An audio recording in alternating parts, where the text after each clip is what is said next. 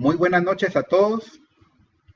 Mi nombre es Rodolfo Iraeta Córdoba. Soy actualmente juez de paz del municipio de Yupiltepeque, del departamento de Jutiapa.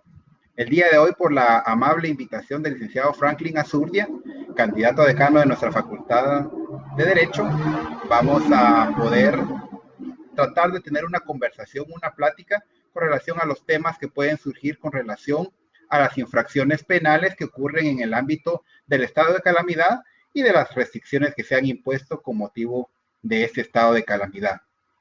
En ese orden de ideas, vamos a tratar de ponernos primero en un contexto en cuanto a las restricciones constitucionales que generan a través de la ley de orden público los distintos niveles del estado de calamidad.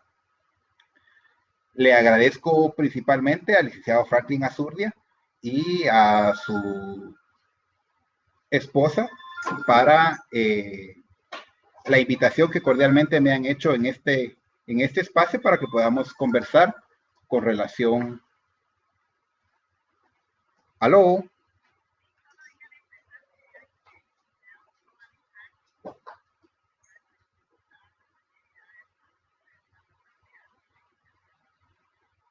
Claro, claro.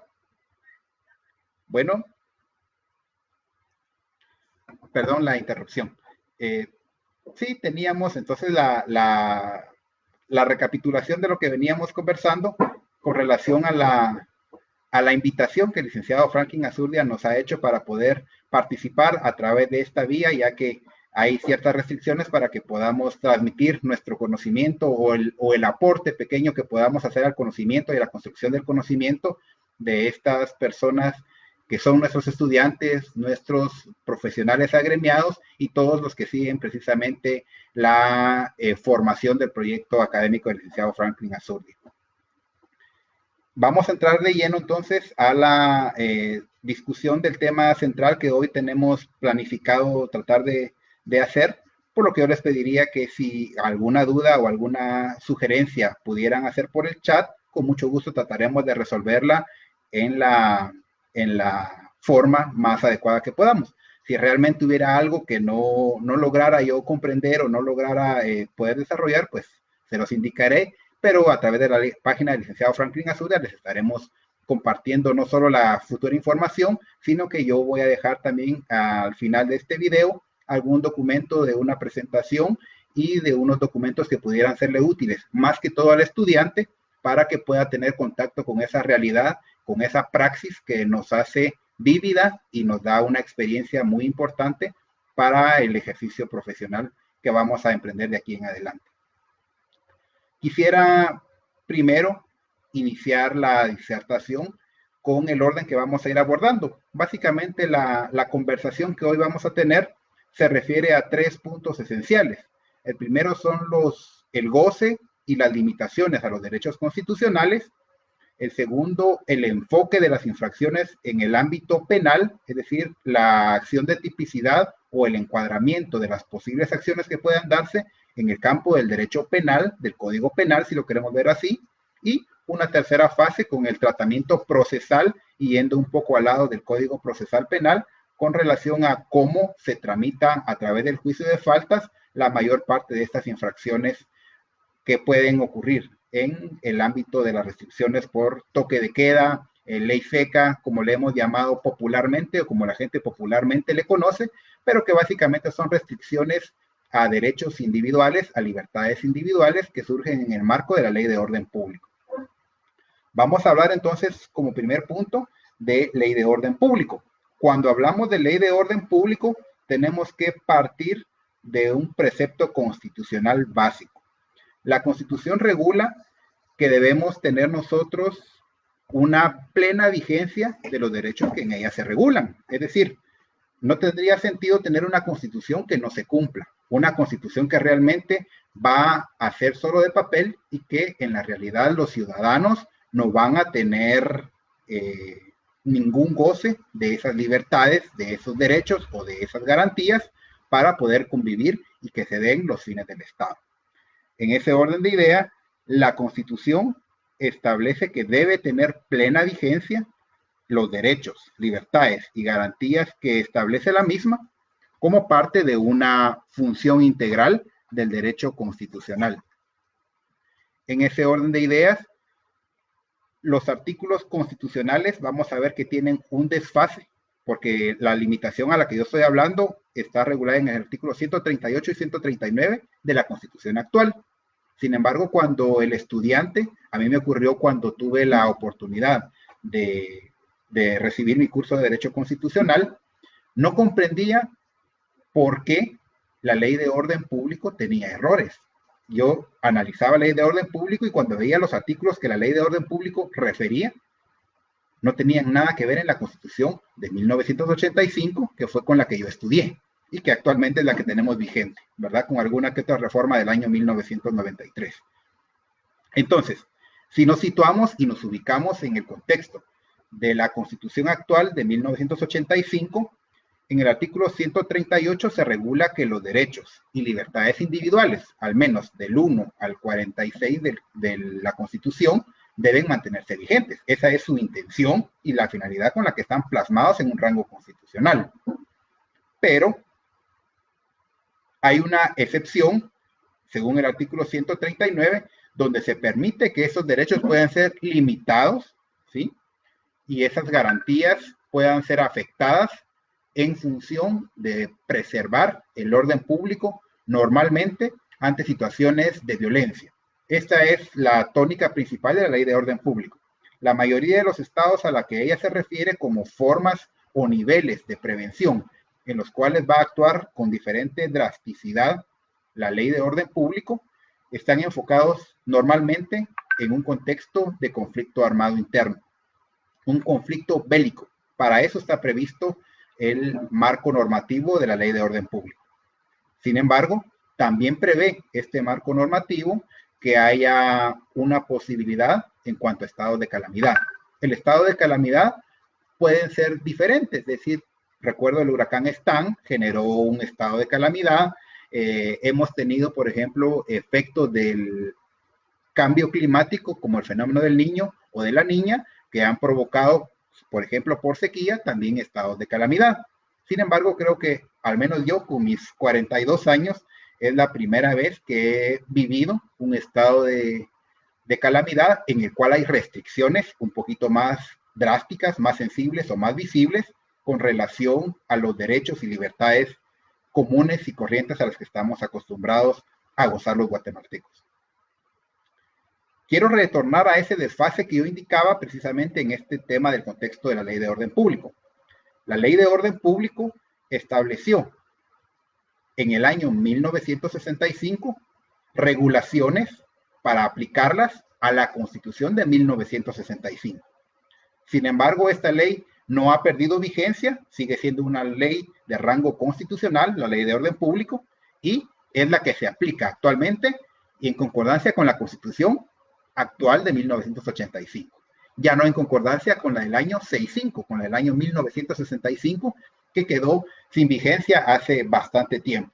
Entonces, ese es el desfase que podemos encontrar cuando los estudiantes o quien lee sin tener un mayor conocimiento en el derecho constitucional actual, cuál es la situación de la ley de orden público, porque hace alguna referencia a restricciones de artículos que se refieren a derechos y libertades individuales que no están actualmente en los que hace mención la ley de orden público.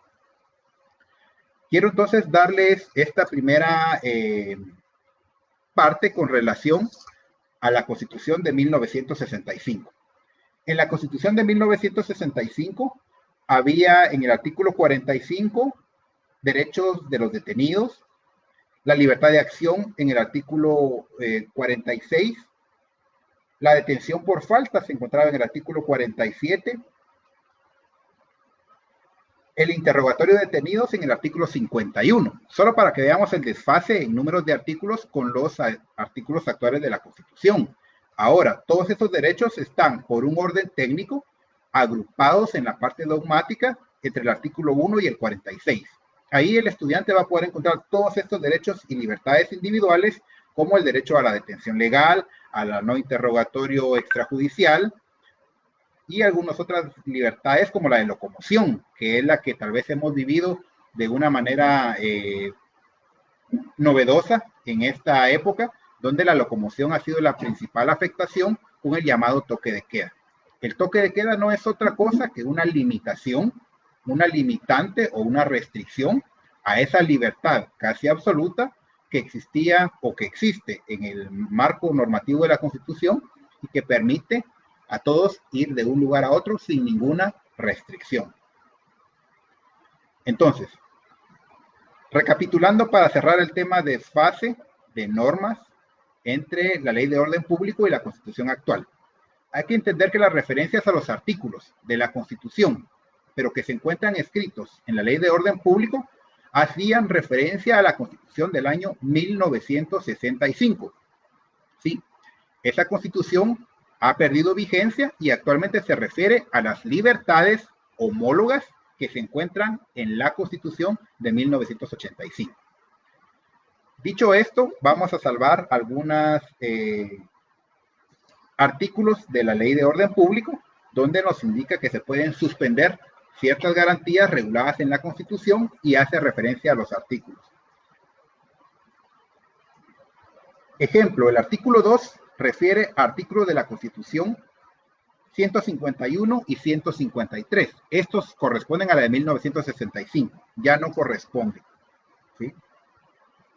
Tampoco el artículo 8, que se refiere al estado de prevención, y el artículo 13, que se refiere al estado de alarma, hace referencia a artículos de la Constitución de 1965. El estado de calamidad, que es el estado o nivel de actuación de la Ley de Orden Público que nos interesa y nos vamos a centrar, no hace una referencia directa a algún artículo de la Constitución, lo cual nos facilita la discusión porque no debemos ahondar mucho en esa discrepancia que había en cuanto al número de artículo o el nombre del artículo o la garantía que se regulaba en la de 1965. Entonces se refiere únicamente a las restricciones por alguna calamidad que pueda generar la contención, en este caso, de la calamidad, y para eso se pueden dar una serie de restricciones. Cuando vemos entonces los artículos constitucionales, debemos entender cuando diga la Constitución, se sigue refiriendo a nuestra Constitución, a la de 1985 actual. Aunque los artículos, como dijimos, ya no son los mismos, se refiere a la limitación de derechos constitucionales. En especial hay dos en los que nos vamos a centrar el día de hoy, que han sido problemáticos especialmente para nosotros en el ejercicio de la judicatura, porque nos ha generado una serie de condiciones donde la persona que infringe la normativa cree o piensa o estima que no ha cometido tal transgresión. Ejemplo, cuando un servidor plantea que caminar por la calle sea un delito, lo más lógico de una persona que ha vivido en el Estado democrático hasta el día de hoy, es decir, caminar en la calle no es delito. ¿Me explico? ¿Por qué? Porque estamos ejerciendo la libertad de locomoción constitucionalmente protegida, ¿verdad?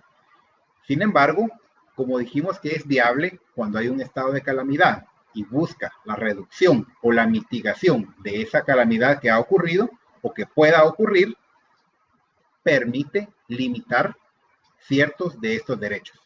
El problema que hemos tenido actualmente es que, como les decía anteriormente, yo personalmente no he o no había vivido un toque de queda, ¿sí? Para las personas que son un poco más jóvenes de los 42 años que yo pudiera tener, pues me imagino que tampoco han vivido, al menos en el territorio guatemalteco, un toque de queda con anterioridad. Entonces, lo que ocurre en este estado de calamidad actual es que estamos aplicando una norma pensada para conflicto armado, lo estamos aplicando para una calamidad, en este caso, de índole de salud pública. Y por eso es que encontramos cierto desfase y a veces cuando nos dicen ley de orden público, pensamos que no tuviera una estrecha relación con el tema salud, pero es la única herramienta constitucional que tenemos para hacer la limitación de esos derechos que es tan necesaria para la contención sanitaria que se necesita y se pretende hacer por parte de las autoridades del Estado. En ese orden de ideas, entonces, hay en el estado de calamidad la posibilidad de restringir algunos de los derechos tan básicos tan naturales que hemos tenido como el de locomoción. Inicialmente, el señor presidente de la República limita, al declarar el estado de calamidad, el derecho de la libertad de locomoción, y lo hace en un horario de las 4 de la tarde a las 4 de la mañana, para que el derecho pueda ejercerse libremente de 4 de la mañana a 4 de la tarde, y entre 4 de la tarde de un día y 4 de la mañana del día siguiente, ese derecho se encuentra restringido. La intención es distanciamiento social. El mecanismo, ley de orden público, ¿sí? El resultado, transgresión. ¿Me explico? Porque nuestra libertad, que nunca había sido limitada a ese nivel, nos hace decir qué de malo tiene que yo vaya caminando sin hacerle daño a nadie por la calle, ¿sí? ¿Estoy cometiendo un delito? No. Si me lo preguntaran en el horario de 4 de la mañana a 18 horas el día de hoy, caminar por la calle no es un delito, ¿sí? Sin embargo, de 18 horas en adelante, resulta que estamos contraviniendo esta prohibición del ejercicio del derecho de libertad de locomoción. Lo pongo de esta manera para que veamos el matiz que puede tomar, porque recordemos que la acción penalmente relevante, cuando entramos ya a hablar al tema del derecho penal, es una acción que va a dañar un bien jurídico tutelado. Y en ese orden de ideas, para determinar el tipo penal idóneo para aplicar a la acción penalmente relevante, tenemos que hacer una distinción, en primer lugar, del objetivo que pretendía proteger el derecho penal. Recordemos que el derecho penal es un derecho de última ratio, es decir, debemos agotar todas las instancias previas antes de llegar a la aplicación del derecho penal, porque recordemos que el derecho penal no deja de ser violencia estatal, ¿sí? El hecho de que usted lo tomen de las manos, lo lleven detenido a una comisaría y se le prive de su libertad entre 15 y 30 días, es un acto de violencia del Estado. Claro, que es una respuesta a la conducta atentatoria de bienes jurídicos tutelados de parte del sindicado, lo es, pero el derecho penal siempre es eso, es un ejercicio de violencia por parte del Estado. Para entender esto, entonces vamos a ir al lado del derecho penal. Y el derecho penal no podemos analizarlo fuera del contexto constitucional. Y en ese orden de ideas, al analizar el fundamento del principio de legalidad penal, lo encontramos en el artículo 17 de la Constitución. No hay un delito si no hay una ley anterior que lo establezca. ¿Y por qué debe ser la ley anterior? Porque la observancia de la ley debe ser anterior para que podamos saber y conocer que una conducta es delictiva y si la ejercemos vamos a tener una consecuencia que normalmente va a ser prisión, privación de libertad o alguna otra pena como la multa o la inhabilitación o la publicación de una sentencia. Por eso, la publicidad de la ley y el principio de legalidad son importantes para que el ciudadano común y corriente sepa que si hace tal cosa, va a tener la consecuencia jurídica de ir a dar preso, de tener una sanción pecuniaria, de tener algún otro tipo de sanción penal, como la inhabilitación, como la publicación de la sentencia, ¿sí? O como el arresto, que es diferente a la prisión, pero que va a tener consecuencias personales graves. Cuando vamos a elegir el tipo penal, nosotros debemos buscar, según la acción penalmente relevante, es decir, el hecho del caso, el hecho que una persona a las 20 horas esté caminando en la calle, tenemos que ver si esto atenta contra un bien jurídico tutelado. Y para encontrar el bien jurídico tutelado debemos saber para qué se creó la ley de orden público, ¿sí? Y en base a que sepamos para qué se creó la ley de orden público, vamos a encontrar el bien jurídico tutelado y vamos a encontrar que todas las acciones delictivas que se cometan por infracción al estado de calamidad van a entrar en el marco normativo de la ley de orden público. Esa ley de orden público, vuelvo a reiterar, es una ley que fue pensada para la discusión de garantías constitucionales, de limitación de derechos constitucionales en la fase del conflicto armado. Actualmente, por eso la vemos con un poco de recelo, ¿sí?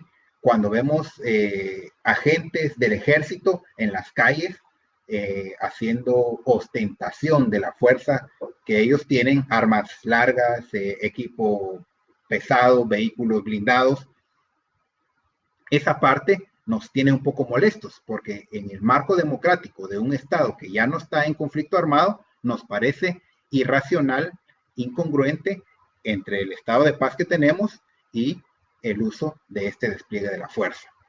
Sin embargo, vamos a ver que es un uso racional porque realmente estamos librando una guerra, una batalla contra una enfermedad que es no solo silenciosa, sino que letal, y que la contención y el ataque directo para evitar la propagación de esta enfermedad es vital para resguardar los derechos de la gran mayoría de los guatemaltecos en el territorio. Entonces, tenemos en consecuencia que encontrar cuáles son las acciones penalmente relevantes.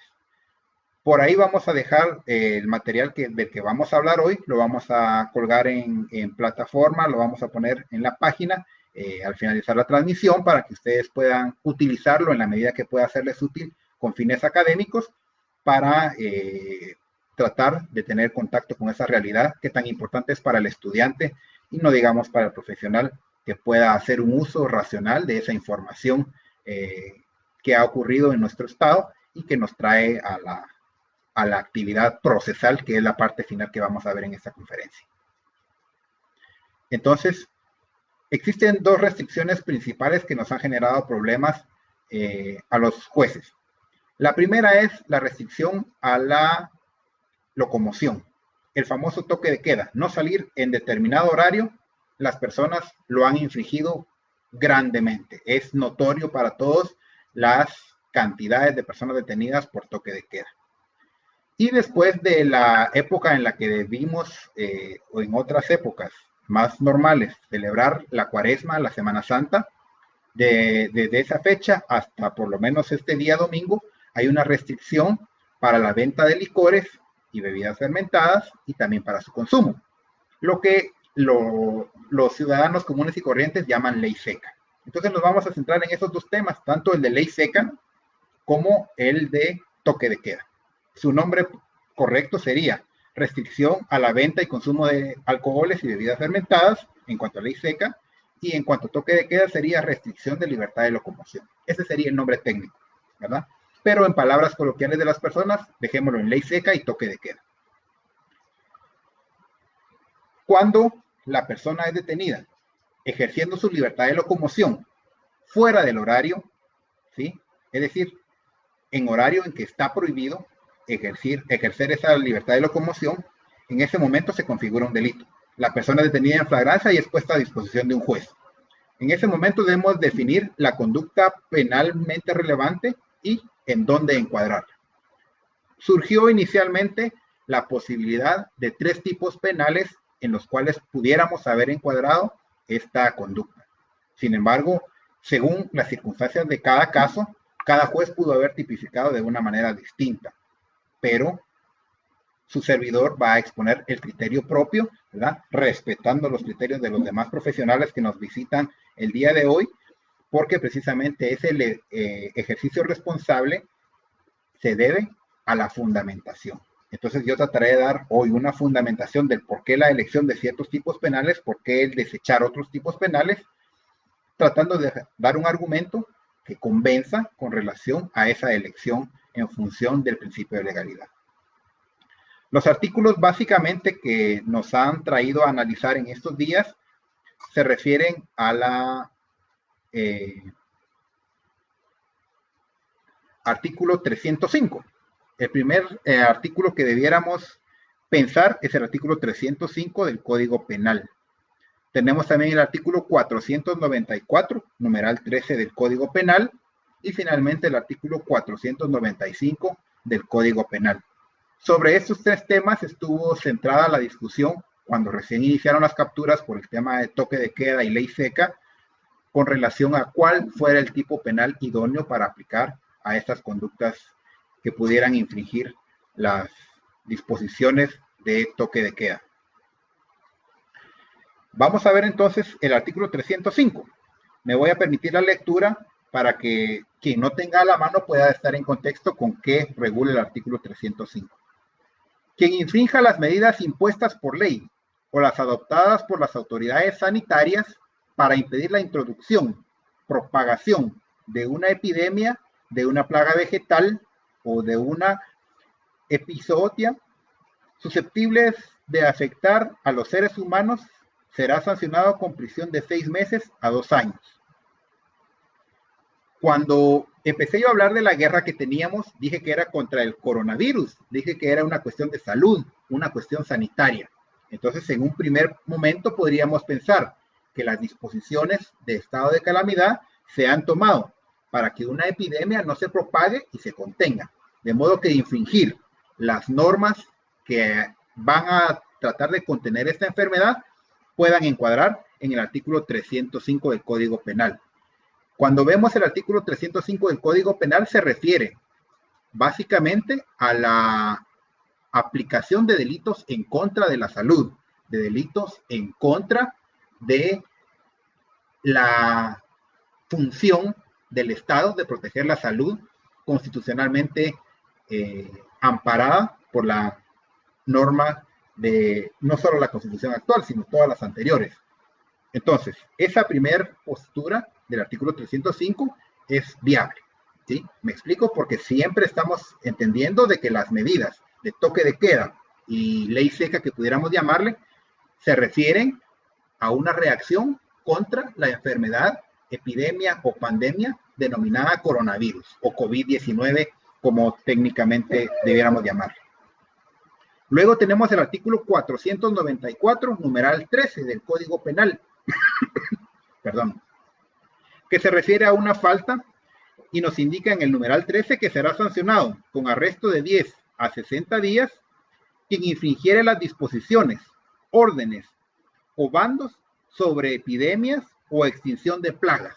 Vuelve a hacer la referencia a las epidemias y a las plagas. También podríamos entender entonces que en este caso, por ser coronavirus, COVID-19, una epidemia o una plaga, estamos entonces en presencia de la violación o la adecuación de la conducta al artículo 494, numeral 13. Y finalmente, vamos a hablar del artículo 495 del Código Penal.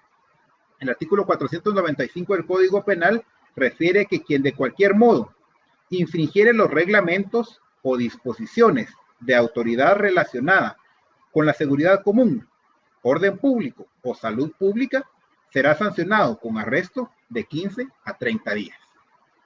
Y vamos a hacer un análisis inverso al orden en que lo indiqué. Voy a dar mi postura en primer plano, inclinándome hacia el artículo 495 como la aplicación más adecuada para las personas que infringen toque de queda o la llamada ley seca con relación a el estado de calamidad actual.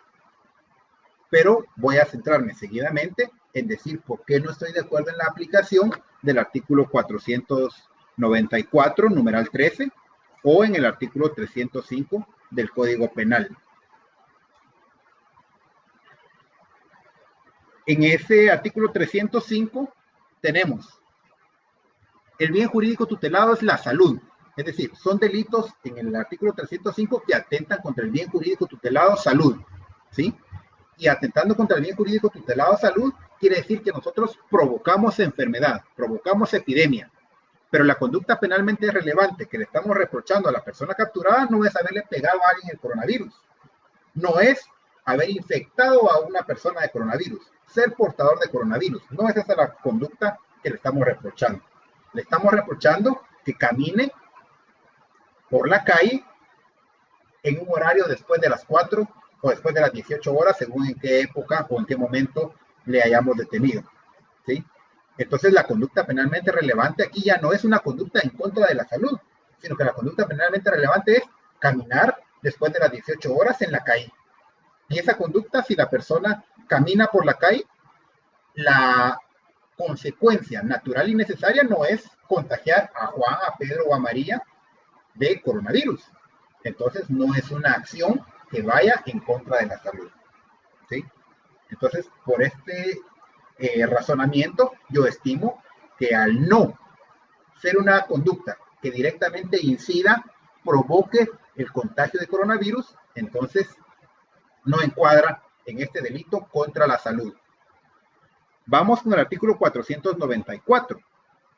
igualmente se refiere a que se van a infringir disposiciones, reglamentos, ¿sí?, sobre epidemias o extinción de plagas, ¿sí? En ese orden de ideas caemos nuevamente a la palabrita epidemia. La palabrita epidemia le vamos a llamar COVID-19 o pudiéramos llamarle cualquier otra que venga en el futuro, ¿sí? Estamos hablando que hay una disposición para que no se propague, para cortar, para terminar esa enfermedad, ¿sí?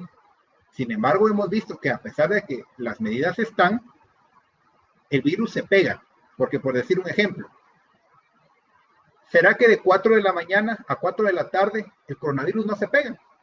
Claro que se pega, pero a esa hora sí es lícito que podamos salir a hacer compras, a ejercer nuestra función como trabajadores, como empleados, y podamos en consecuencia hacer ese derecho de libertad de locomoción legalmente.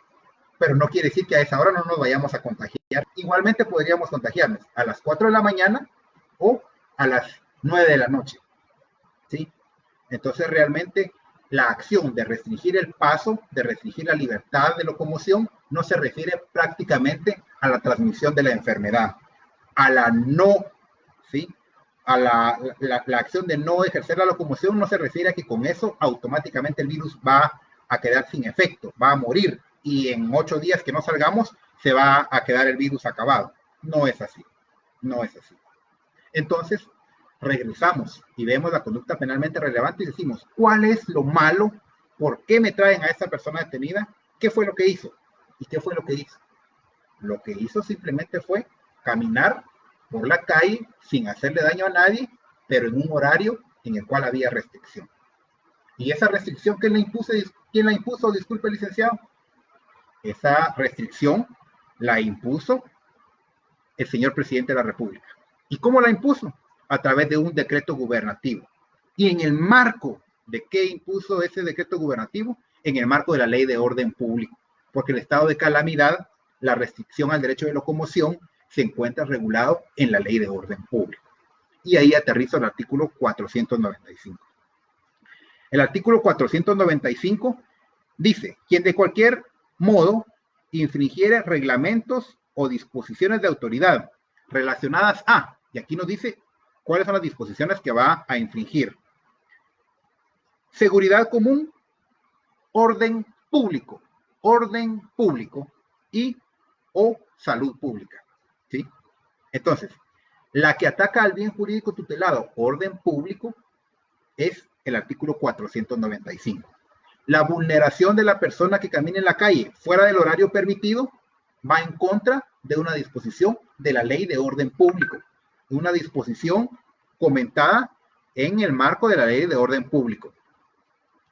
Así que por eso es que yo estimo que este es el tipo penal más adecuado, porque nos permite establecer que lo que se está violando no es una disposición sanitaria, no es que estén enfermando a alguien, lo que están haciendo es incumplir una norma de orden público dictada en el marco de la ley de orden público como consecuencia de una restricción de orden público de derechos constitucionales. Y por eso el artículo 495 es anillo al dedo, ¿sí? El tipo más ajustado que tiene no solo la contravención, sino que la contravención específica a una norma de orden público. Y en ese sentido, la norma de orden público está regulada en el marco normativo de la ley de orden público que permite restringir esos derechos. Y por eso es que hemos tomado el artículo 495 como el más idóneo para cualquiera de las prohibiciones y su incumplimiento. Entonces, si usted viola toque de queda, si usted viola ley seca, ¿sí?, lo que está haciendo es violar una disposición de la ley de orden público, dictada en el marco de la ley de orden público. Y en ese sentido, lo que están haciendo es aplicar la norma a este infractor, ¿sí? Bien, aterrizando ya entonces que el artículo 495 es el que yo considero más idóneo, ¿sí?, para resolver la disputa penal de qué tipo penal es el más adecuado, vamos a pasar rapidito a las sanciones. La sanción del artículo 495 es una sanción de algún modo leve porque es una falta, contra los intereses generales y regímenes de las poblaciones, que tiene una pena de entre 15 a 30 días de arresto, hago la aclaración, los cuales son susceptibles, según el artículo 50 del Código Penal, de ser conmutados, y a través de la conmuta la persona paga por no ir a prisión y de esta manera solventa su situación penal. Esa pena de obligarlo a pagar por no ir a la cárcel le va a hacer que, para no volver a pagar, ¿sí?, cumpla por respetar el toque de queda. Para no ir a la cárcel, va a cumplir con el toque de queda. Y es la función que esperamos que cumpla la pena. Esperamos que la pena cumpla esa función de que el ciudadano respete la norma, respete el bien jurídico tutelado y no la infrinja, no logre atentar contra ese bien jurídico tutelado. Sin embargo, ¿cómo vamos a llegar a esta solución o a esta sanción penal? En ese sentido, vamos a tener un procedimiento que normalmente se va a llevar a través del juicio de faltas. A excepción que hubiéramos calificado o tipificado, hecho la acción de tipicidad y encuadrarlo en el artículo 305 del Código Penal, que tiene prevista una pena de prisión, aquí hablamos ya más de 60 días, hasta 50 años, en ese caso tendríamos que aplicar un procedimiento diferente, un juicio común o en todo caso un procedimiento para delitos menos graves, actualmente en los juzgados que tienen competencia ampliada. Sin embargo, en las demás elecciones penales, si elegimos el artículo 494 o como su servidor que prefiere inclinarse por el 495, por ser una falta aplicamos el procedimiento específico denominado juicio de faltas. El juicio de faltas es un procedimiento especial del Código Procesal Penal, y aquí ya vamos a la última parte de la conferencia con relación a lo procesal, de algún modo sencillo, regulado en 2 o 3 artículos, y sumamos el de la apelación, ¿verdad? Donde el procedimiento es, se escucha a la autoridad denunciante, se escucha al sindicado, y según cualquiera de las posturas que él tome, se resuelve de una vez, dictando sentencia condenatoria o absolutoria, o se convoca a un juicio oral para discutir la prueba y al final llegar a dictar una sentencia igualmente condenatoria o absolutoria, ¿sí?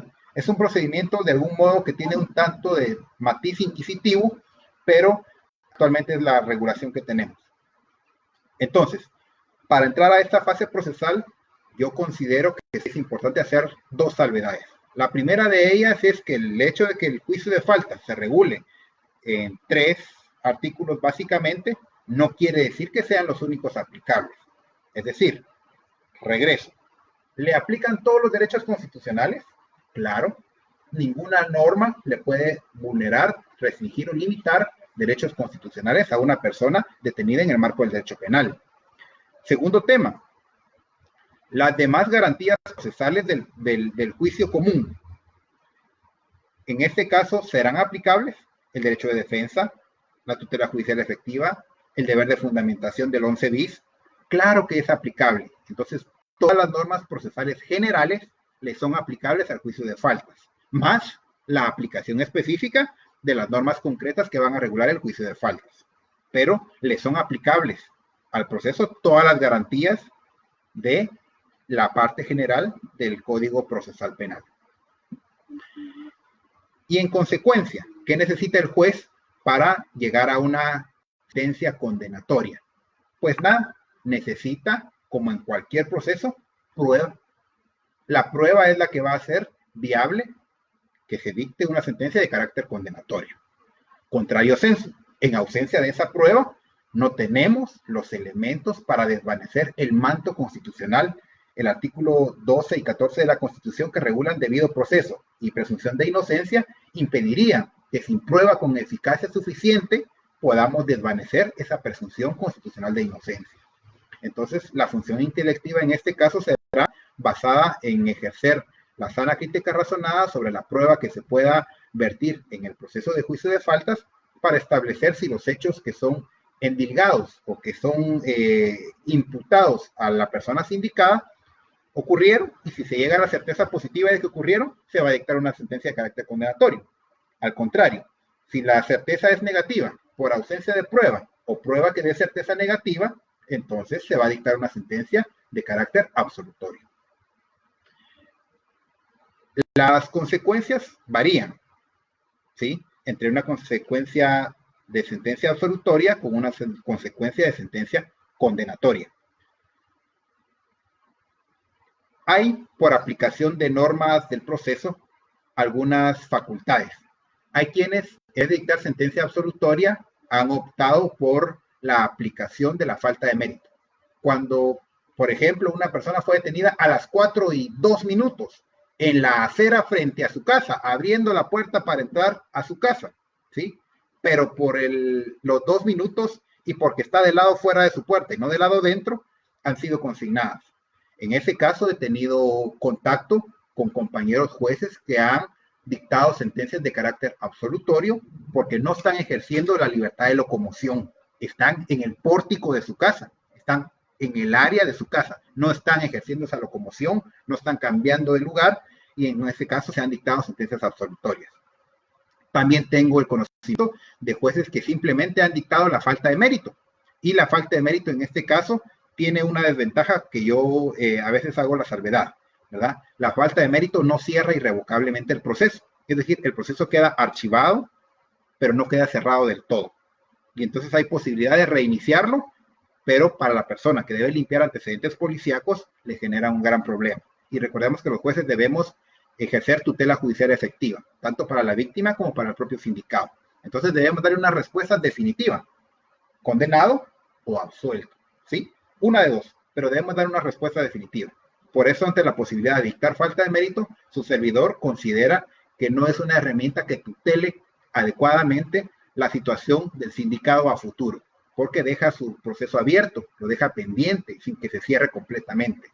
Entonces, es mejor cerrarlo, con certeza positiva condenatoria o con certeza negativa absolutoria, pero hay que cerrarlo de una manera definitiva. Con relación entonces a las sentencias condenatorias o absolutorias, la ley todavía tiene un resabio inquisitivo, como decía, que decía que si la persona acepta el hecho, se dictará sentencia. Y lo hemos entendido a veces como que si acepta el hecho, debemos condenarlo, ¿sí? Pero no es posible constitucionalmente. Debemos siempre valorar prueba y en base a la prueba llegar a la certeza positiva. Nos referimos a la prueba, los agentes captores les consta, ¿sí? Van a declarar como testigos y van a decir modo, lugar y tiempo en el que lo detuvieron, ejerciendo la libertad de locomoción fuera del horario y fuera del territorio donde su vivienda o su domicilio le permite ejercer su libertad. Entonces, con esa prueba es suficiente o debiera ser o podría ser suficiente para condenar y llegar a una certeza y dictar una sentencia condenatoria. Sin embargo, por ejemplo, ha ocurrido casos donde, por ejemplo, le ponen a disposición agentes del ejército que han tenido encuadrado la función de resguardar la seguridad en estos momentos. Pero ellos tienen una serie de tareas más, lo consignan a la sede policial, ellos hacen un parte policial y se lo ponen a disposición, pero quien va a declarar no es el agente del ejército, sino el agente de Policía Nacional Civil, a quien no le consta. A él no le consta, sino que simplemente le llevaron al detenido y él me lo pone a disposición a mí. En ese caso no hay prueba suficiente para que me indique modo, lugar y tiempo en el que la persona pudo haber cometido la infracción. Y por eso en esos casos se han dictado también sentencias de carácter absolutoria, porque no hay prueba que aporte certeza positiva y se impide de esta manera la fallo de carácter condenatorio. En ese orden de ideas, llegamos a la parte final del proceso, donde tenemos que ver cómo cumplir esta sanción que se pudo haber impuesto.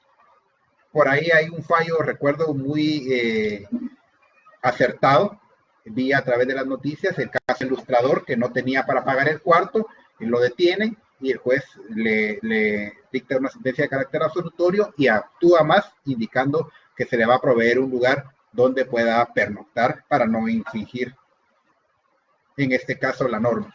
Es una conducta que no dependía de él, es una causa de justificación y precisamente opera como un elemento negativo de la teoría del delito y facilita o viabiliza que se pueda dictar una sentencia de carácter absolutorio. Cuando es de carácter condenatorio tenemos las dos posibilidades. Recuerden, la pena es, en el caso del artículo 495, arresto. La pena principal es arresto y como la pena principal es arresto, debe cumplirla en un centro, que normalmente sería en Guatemala el anexo B de la zona 18. Sin embargo, tenemos en los municipios, en los departamentos, no tenemos centros específicos para cumplimiento de penas por faltas o por delitos menos graves. Y esto constitucionalmente puede tener una repercusión. Entonces se ha tratado de privilegiar la posibilidad de la libertad a través del beneficio penitenciario que se llama conmuta, regulado en el artículo 50 y 51 del Código Penal, el cual nos permite que por cada día que se conmute o que se cambie, ¿sí?, de la prisión, él puede pagar entre 5 y 100 quetzales por día. De modo que si se le pone una sanción de 15 quetzales, de 15 días, se puede poner, por decir un número, a 100 quetzales, ¿sí?, lo que daría 1,500 quetzales de conmuta.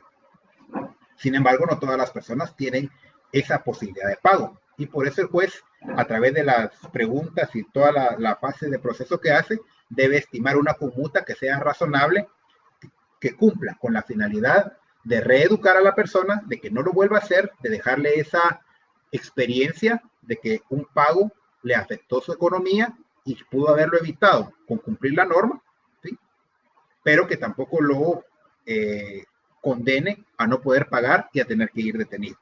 Entonces, uno trata de graduar la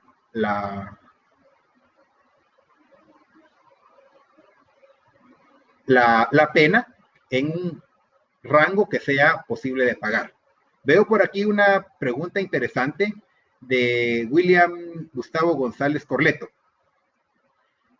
Puede aclarar la falta de mérito en el juicio de faltas, en virtud que únicamente puede tener resolución absolutoria y condenatoria. Cuando no acepta los hechos, es citado a juicio de faltas. Correcto. Era la parte que yo le hacía ver hace unos minutos. Recordemos que las normas generales del proceso les son aplicables al juicio de faltas. No podríamos decir, mire, como en el juicio de faltas no está regulado que tenga un abogado defensor, entonces no tiene derecho a un abogado defensor. Como en el juicio de faltas no dice que le hará saber sus derechos constitucionales, el juez no tiene por qué hacerle saber derechos constitucionales. No, sí debemos aplicar la parte general del Código Procesal Penal respecto a derechos y garantías mínimas del proceso, ¿sí? Cuando no hay elementos para ligar a proceso, porque recordemos que cuando se va a convocar a juicio de faltas, la persona debe quedar de algún modo vinculada al proceso penal. Y por eso es que el artículo 490 y 91 regulan la posibilidad de que cuando se convoca a juicio de faltas se decrete la libertad simple o caucionada. Y esa libertad simple o caucionada implica que la persona está ligada a un proceso, porque el resultado de ese proceso le va a afectar. Si la persona no se presenta, se va a poder hacer algún tipo de apremio, una orden de conducción, ¿sí?, para que esta persona comparezca y el juicio pueda sufrir efectos sobre su persona. Entonces, las normas generales son aplicables. ¿Me explico? Las normas generales, aunque no estén del 488 al 491, le son aplicables las normas generales del proceso al juicio de faltas. En ese orden de ideas, algunos jueces, yo indiqué que no, pero no por la prohibición, porque no se pueda, sino porque no tutela adecuadamente la falta de mérito. Yo considero que cuando un hecho, en este caso, no reviste el carácter de delito, ¿sí? Porque recuerde que le dice dos posiciones: acepta el hecho, debo dictar sentencia. El hecho es diferente al tipo penal, el hecho es diferente a la calificación jurídica, ¿sí? Pero el hecho que me está dando a conocer la autoridad denunciante no es penalmente relevante.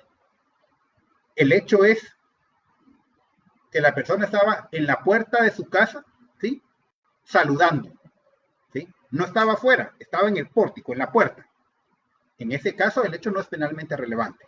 Entonces, yo considero que es viable dictar una falta de mérito porque no se dan los presupuestos del artículo 13 de que la persona comete un hecho calificado como delito falta y que haya motivos para creer en su participación. Entonces, si no se aplican los presupuestos del artículo 13, para mi posición es viable aplicar la falta de mérito. El problema es la tutela, porque la falta de mérito significa el proceso hasta aquí llegó, salvo que cambien las circunstancias, el proceso aquí murió, pero no definitivamente. Si las circunstancias varían, si hay nuevos elementos, lo puedo reabrir, ¿sí? Entonces, no tutela por lo que había indicado en un principio, de que las personas van a quedar con ese antecedente policíaco porque fueron fichadas y que no pueden limpiar porque no han resuelto en definitiva con una falta de mérito, porque la falta de mérito no es definitiva. Entonces, por eso yo soy de la opinión de que no es porque no se pueda, porque no esté viabilizado por el ordenamiento procesal penal, sino porque no tutela adecuadamente la relación del sindicado, no le da fin de manera concreta y definitiva a su situación jurídica, condenado o absuelto. Por eso yo decía que la postura debiera ser condenado o absuelto para resolver en definitiva esa situación. El problema de falta de mérito desde mi punto de vista es no tanto que no se pueda o que no esté taxativamente en el artículo 488 o 491, sino que no tutela adecuadamente los derechos del sindicado, que necesita también resolver su situación de una u otra manera, de manera definitiva. ¿Me explico? Y por eso es que mi consideración fue, con relación a falta de mérito, no aplicarlo, pero no por no poderse, sino por no tutelar adecuadamente el derecho de las personas. Siempre como lo hago ver, es mi postura, ¿sí? Es discutible y precisamente el foro o la discusión son lo que nos enriquece a todos, porque todos aprendemos un poquito de lo que vamos teniendo de experiencia.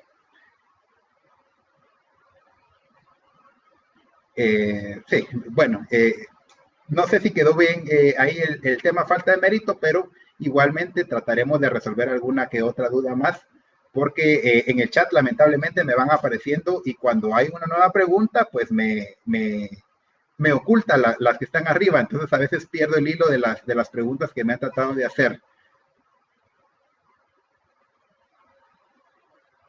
Claro, me pregunta Cané Callejas que si hay realizar el pago en el plazo de 3 días.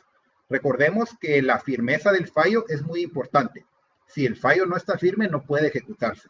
Y el fallo va a estar firme cuando haya vencido el plazo de la apelación, que es de 2 días, dos, en materia de juicio de faltas, de modo que al tercer día estaría firme esta sentencia y podría exigirse su cumplimiento, sea llevándolo a dar ingreso a un centro de detención por delitos menores y faltas o haciendo efectiva la conmuta. Sin embargo, muchas de las personas, como le digo, son cuando su libertad se ve afectada, buscan los mecanismos para solventar. Entonces, renuncian al plazo de la impugnación y de una vez hacen efectiva la conmuta para recobrar su libertad lo más inmediato que puedan. Entonces, es una cuestión de costo-beneficio, pero también el juez debiera o deberíamos conceder ese plazo para que se pueda ejercer el pago o el cumplimiento de la pena en el plazo de 3 días por lo menos, ¿verdad?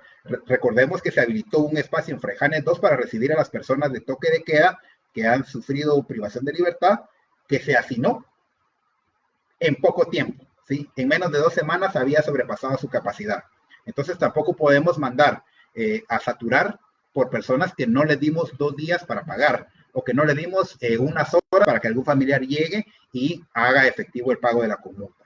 Entonces creo que como parte de jueces que debemos dar esa finalidad de cumplimiento de la pena, debiéramos dar el margen razonable, por supuesto, para que pueda cumplirse de manera alternativa a través de la conmuta la sanción que se ha sido impuesta. Entonces considero que sí debería ser viable que concediéramos ese plazo razonable para que se haga efectiva el pago conmuta en el caso de la sentencia condenatoria.